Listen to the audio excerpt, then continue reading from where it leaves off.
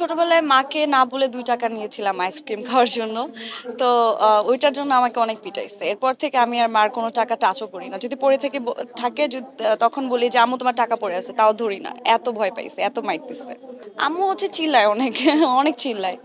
আর আম্মু ২ বার ৩ বার ফোন দিলেই মনে করি যে আজকে খবর আছে।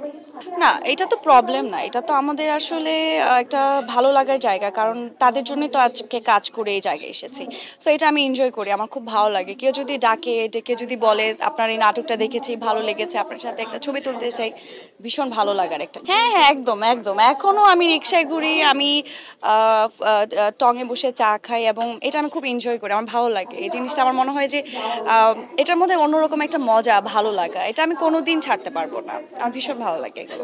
মানে ঘুমিয়ে হচ্ছে যেটা দেখি উঠার পরে ভুলে যাই। কি দেখলাম সেটা মানে হয়তো মনে করার চেষ্টা করি। কিন্তু হাবিজাবি মনে হয় খুব। আমি একটু রোমান্টিক রোমান্টিক ধাঁচের মুভি ভালো লাগে। আবার মাঝে, মাঝে একটু অ্যাকশন মুভিও ভালো লাগে। কমেডি মুভি খুব পছন্দ করি। কাজের ব্যস্ততা কি নিয়ে কাজ? সামনে ঈদকে কেন্দ্র করে নাটক করছি।